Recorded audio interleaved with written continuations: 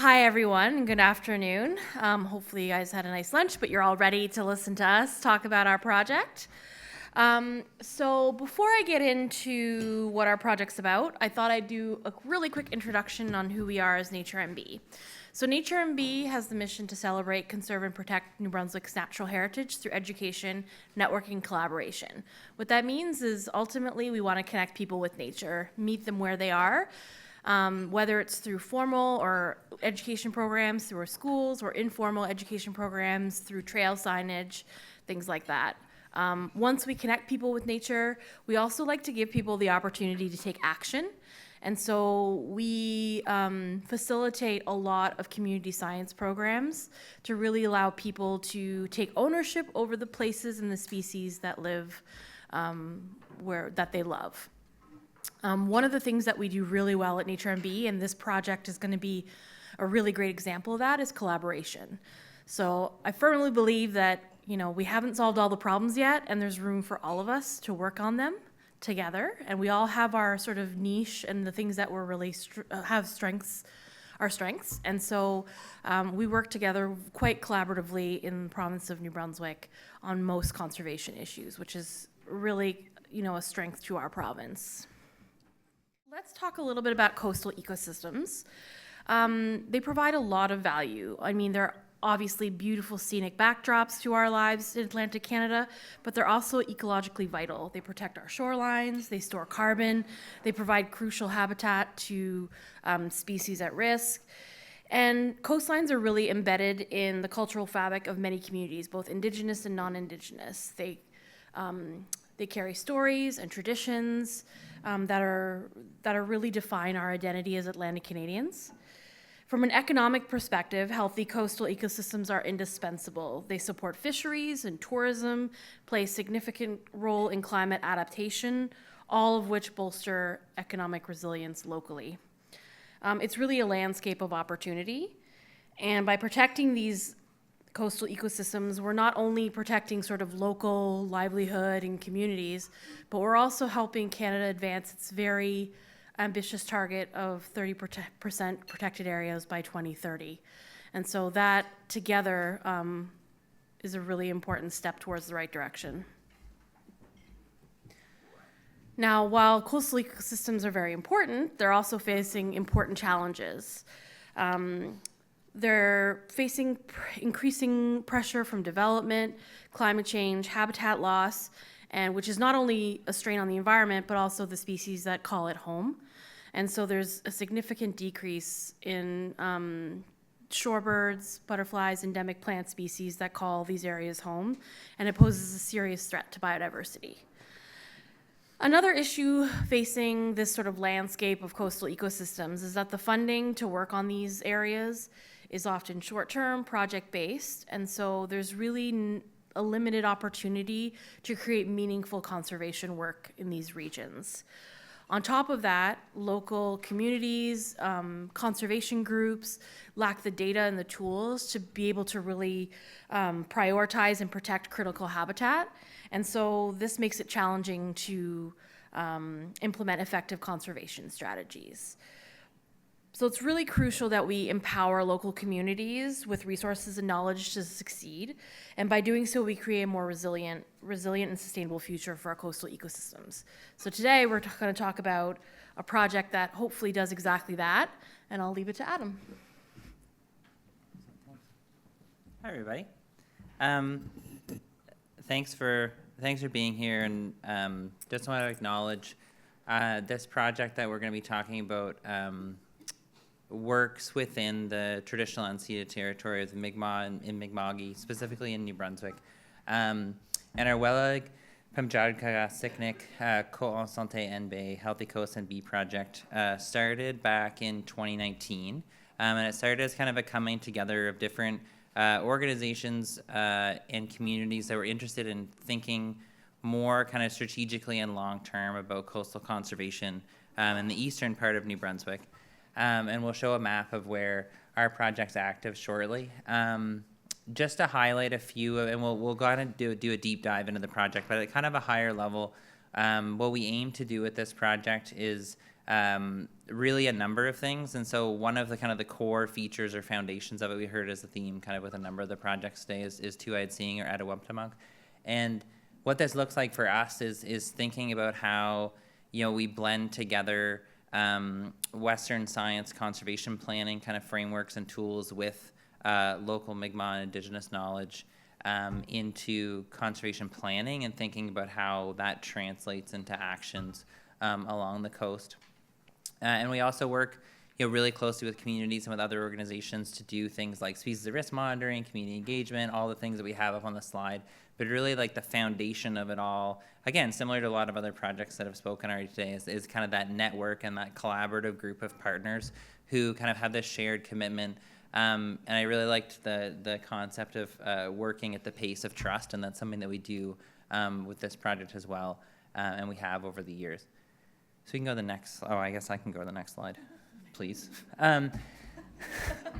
So this is just a quick map of where our project is currently active in blue along the eastern coast of New Brunswick. And one of the kind of primary objectives of our work through the Peregrine Accelerator has been to explore the idea of potentially expanding into the Bay of Fundy and kind of thinking about what would that look like for us, what would our timelines be for that, and really taking the time to reflect on the last 5 or 6 years with our partners to think about where we've come with this project and what kind of processes and things like that we would want to carry forward into the future of a project like this.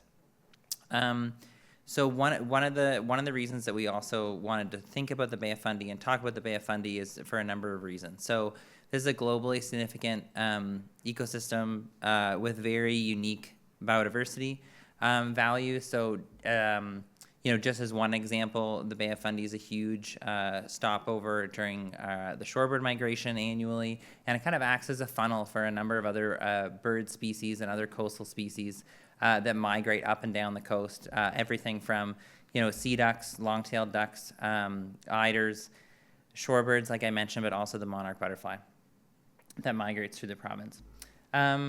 And as Vanessa mentioned before, in similar ways and in different ways, coastal habitats in the Bay of Fundy are threatened by development and different pressures, including a lot of historical pressures around, similar things we've heard today in terms of reduction of salt marshes and how communities have been structured and planned over the years. And one of the kind of benefits of what we've done in eastern New Brunswick is really thought about, again, stitching together that collaborative and kind of bringing together those partners. And so we see that as an opportunity within the Bay of Fundy context to do a similar thing here. So just a quick note on our kind of guiding pillars with this work. So what we're proposing with this Bay of Fundy expansion is really thinking about community-led coastal conservation action planning, which I'll get into, participatory science and knowledge sharing, collaboration, partnerships, and capacity building, and all of these things leading to on-the-ground implementation of conservation action, whether that be enhanced species monitoring or land-based education programs or stewardship programs or restoration. And our definition of project success is really thinking about that increased protection and stewardship of the Fundy coastal ecosystem, stronger, more coordinated local partnership and kind of governance around coastal conservation, and enhanced community understanding around local coastal health, and again, how these various different pieces of healthy coast connects back to kind of what people in the communities that live and work and play in the Bay of Fundy care about. So our first kind of goal with this Bay of Fundy expansion is to think about, by 2030, that will be well established and operating in the Fundy region. So it sounds simple. It's not quite that simple. And we'll go through some outcomes before I pass it over to Emilie to carry on with goal 2, which is really focused around how we monitor our effectiveness and kind of use adaptive management as a tool to improve this work over time. So one of our primary outcomes is obviously as we think about expanding the Bay of Fundy, thinking about who would our partners be and how do we prioritize where we want to work. It's a large coastline similar to eastern New Brunswick, and how do we want to actually make that work. And so we have a couple of actions in here that reflect on what we've done in eastern New Brunswick throughout the project cycle so far. And that includes looking at who are our potential partners and who are our supporters kind of throughout this region and starting to build those partnerships. We're fortunate that many of the partners who are working in and around conservation issues and environmental issues in the Bay of Fundy we are connected with. And so what we've done with the Healthy Coast Project is we sat down at the beginning of the project and said, okay, so we know that we're not going to be able to have the capacity to work everywhere. We know that there's some areas that, might require some, big investment or a lot of time and capacity in terms of moving the needle on coastal conservation work. And so we did a stakeholder mapping exercise and started to build those partnerships. And really, we then went through a prioritization exercise with all of our partners to think about what do we need based on our conservation needs, and then develop some priority communities from there. And so this was a combination of work, from our Indigenous partners, from our non-Indigenous partners, and thinking about all the communities and all the folks that are living along the coast. And so we're planning to replicate that process with some tweaks based on some lessons learned for the Fundy region. And then what comes out as kind of our next step is thinking about their community-based conservation plans. So this is where we sit down with communities and host community listening sessions where folks from those communities come out and can share their concerns around coastal issues and can share their concerns around what they're seeing on the coast. And we take that information in and we package that up and bring it back to the community in kind of a conservation planning framework where we identify some potential actions for how we want to move forward. And so this is one photo of one of our recent engagement sessions with our Rishabukto team where they're discussing some concerns the community has around a pumping station at the local wharf, as well as how to create more healthy beach and dune systems. And so these community listening sessions then kind of morph into almost like strategic planning sessions where these actions start to get identified, where we're blending, concerns the community has with biodiversity and species at risk and climate change perspectives, and ultimately developing plans that then move us forward. And what I want to really focus on is this piece, which is our community partners then delivering on the ground conservation projects.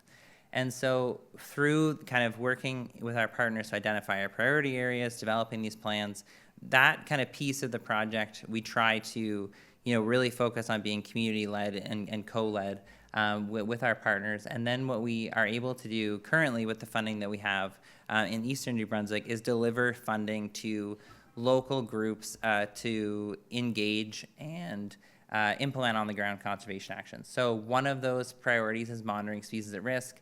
Another is promoting nature-friendly behaviors, since that's more of our stewardship and kind of education outreach perspective, and then restoration projects. So just a few quick stories from these different categories. So on the top left image, you'll see John Klimko with the Atlantic Canada Conservation Data Center walking through a salt marsh. And he was looking for an endemic butterfly species that we have in northern New Brunswick called the maritime ringlet. And just this year, we were able to support work to identify 3 new sites where maritime ringlet exists that we never knew they existed before.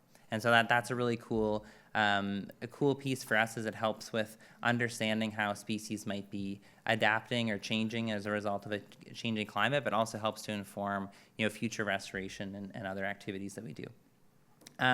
On the top right, we have Emilie and one of our other staff, Lauren and Billy Joe from the Tapas Watershed Association, installing one of our many trilingual beach stewardship signs. So these signs were co-developed with the project team and really focus on bringing messaging around positive beach stewardship and how to be a good beachgoer in terms of sharing the beach with wildlife, but also one of the real kind of benefits that we've heard from our partners is having that opportunity to have a really public-facing messaging and signage that has all 3 languages, Mi'kmaq, French, and English, that are obviously present in the area that we're working. And that was my first time seeing one of those signs in real life, so I was clearly very excited about it.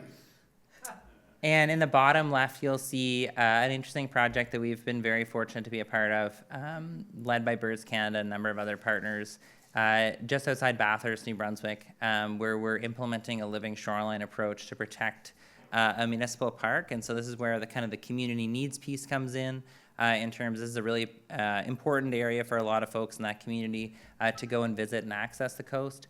But it also supports a really healthy and kind of vibrant bank swallow colony. And so there was this kind of idea of how do we protect the bank swallow colony, which requires some level of erosion, but also balance that community need and perspective.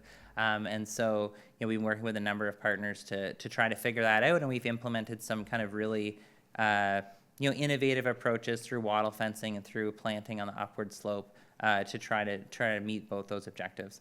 And then on the bottom right, we have an example of one of our few dune restoration projects that we funded over the course of the last few years, which focuses on marram grass and one of the things that we're trying to do with our restoration projects more and more is integrate kind of land-based recreation within those systems, but also ensure that we are able to have a native plant and seed source that the groups who are doing these restoration projects can go back and access and facilitate kind of a circular economy around native plants and seeds.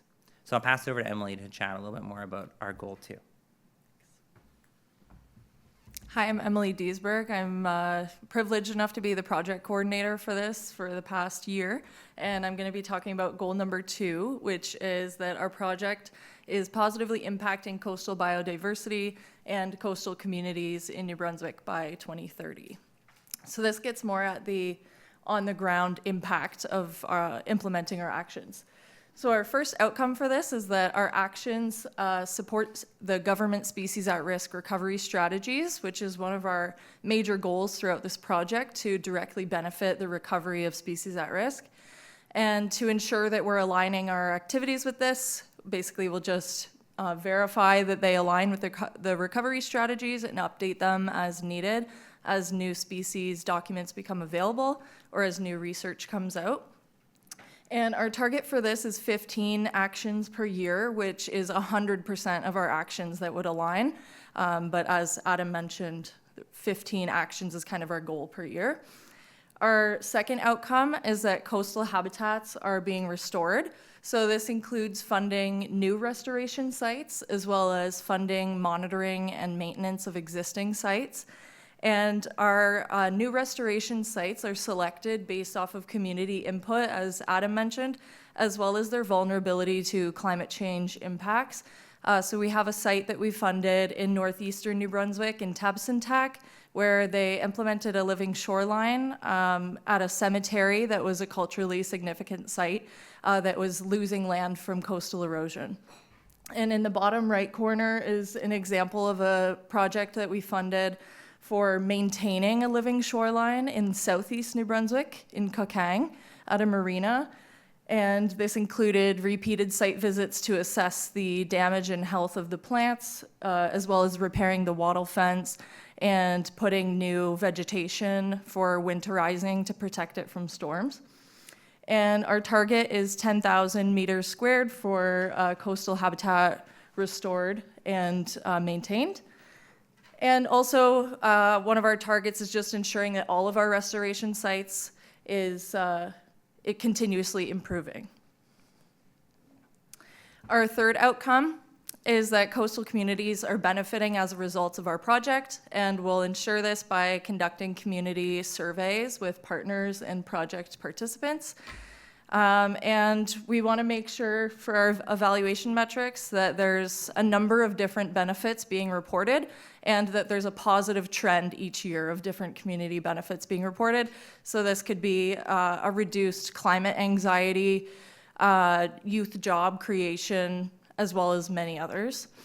And our last outcome is that we're contributing to a more resilient and climate adaptive New Brunswick. So similarly, we would compare our project activities to municipal and provincial climate adaptation plans and ensure that they align. And our target is 3 climate resilient projects implemented per year.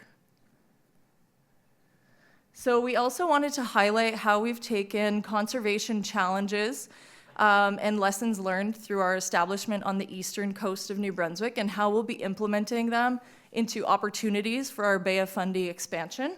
So the first one is that, as we already touched on, there's limited local capacity and inconsistent funding for conservation initiatives.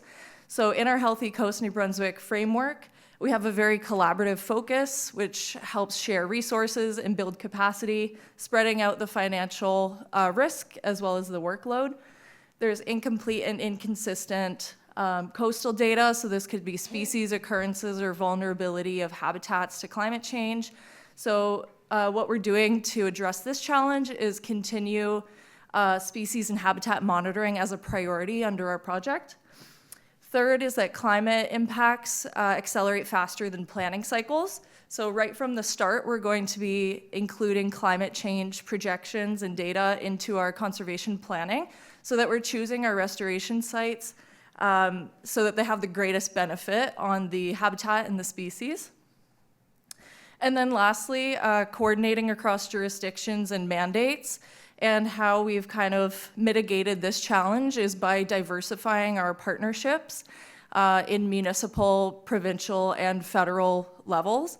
And an example of how this has helped us is we have been working with a coastal landowner that was worried about ATV use and beach activity on a beach near her property.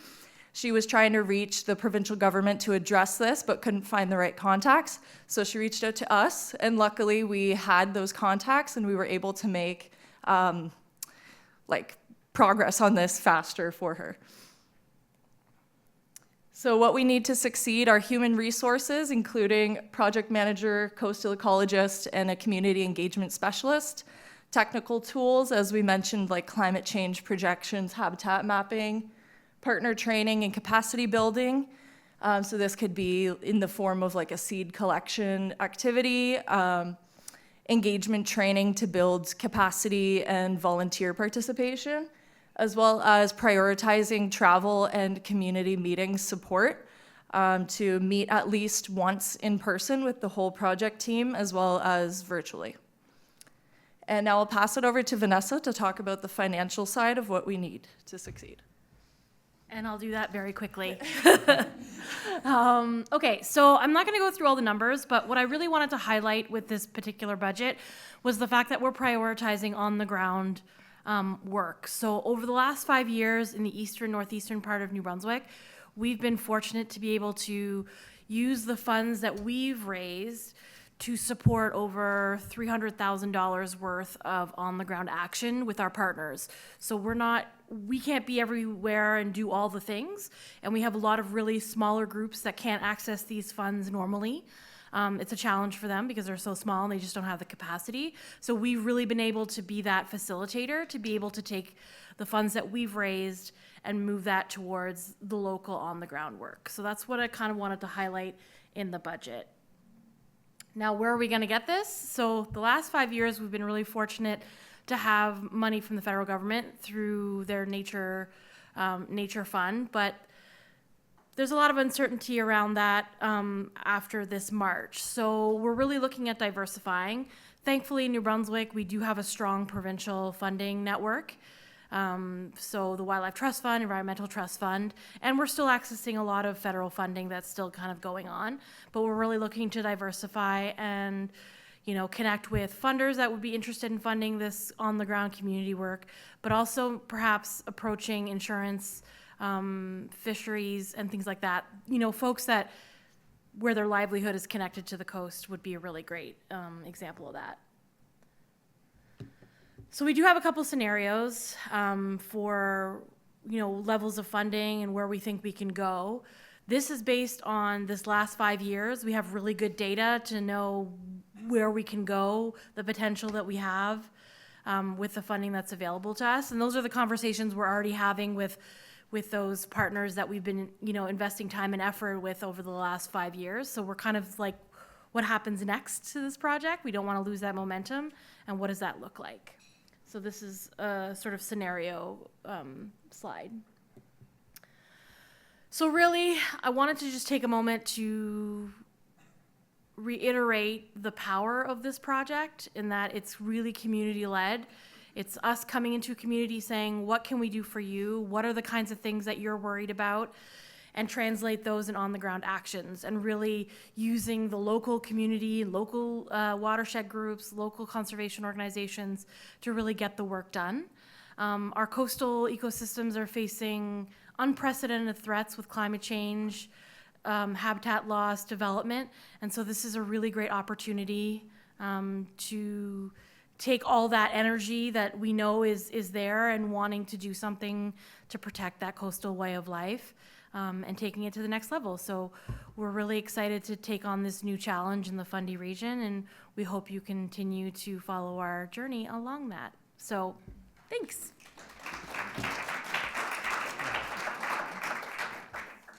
This is great. Thank you so much. I had the joy of a week's vacation on both sides of the Fundy Coast this summer, so I have a little bit of a visceral connection to what you've just shared here. All of it happy. What's the state of play prior to moving into the Fundy Coast? What are you finding in terms of local efforts that may not have been as large as what you've done elsewhere? What are you working with that you're trying to strengthen? You want to answer that? Okay.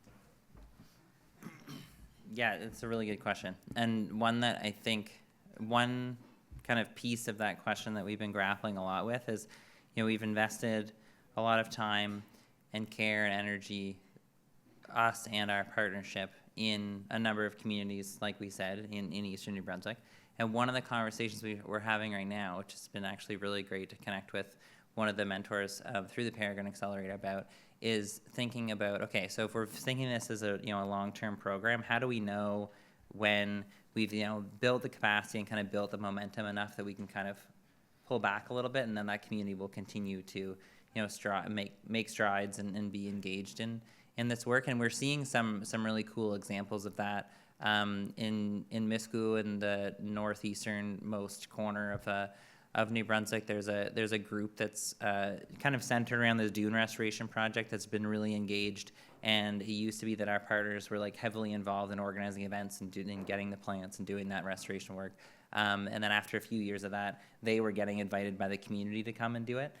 So that was an example for us that this kind of model might be working. So the question that we're asking ourselves a lot is how do we know when to pull back so we can take some of those resources to other areas? We obviously prioritized a ton of different areas, even just in eastern New Brunswick. And so I think ideally what it would look like for us is having that additional capacity to continue working essentially across all the coasts. And I think when we're talking about especially the building new partnerships and engagement side that comes with the Fundy piece, that's going to take time. And I think the way that we try to move with this project is really focused, like Vanessa said, on the pace that the communities want to go, but also the pace that our partners want to go and kind of what they're interested in. So it'll take time to navigate that for sure. But I would say, I don't know if that really answers your question, but those are kind of the two things that we're trying to navigate with in terms of timelines and thinking about that, yeah. I'm just thinking, like, if we tried to do 15 actions, like, around species at risk, like, everyone would freak out. So I'm kind of wondering how you managed to organize that, because, like, we know people who are, like, having a hard time, like, pulling a lobster trap off of a beach, like, if there's a species at risk. Interesting. Like, provincially regulated species at risk situation there. So how's that working for you? Is this all kind of approved through the Healthy Coast, like, application, or what's going on there? Do you want me to take this one? Yeah. Okay.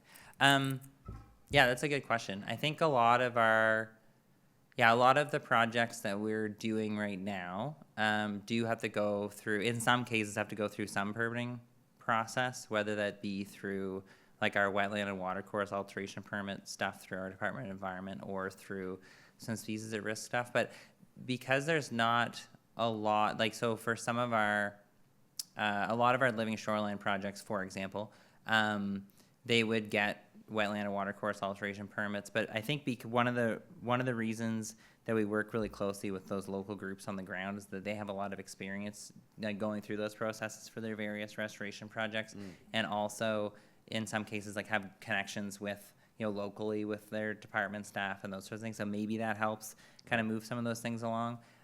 It might also be that like our context is just like that slightly bit different, that it's like a little bit easier for us in that case than it would be for you guys. But it's definitely a thing that we run into in some cases for sure, in terms of like an idea that we have or an idea that the community comes up with, and then things slow down. And even around like the signage example that Emilie was talking about, we've worked to try to with our contacts within the provincial government, like try to figure out like, hey, are there ways that we can do this type of project where we don't necessarily have to go through a permitting process? And it's like, how can we like structure things a little bit differently or tweak things here and there to not get slowed down by that.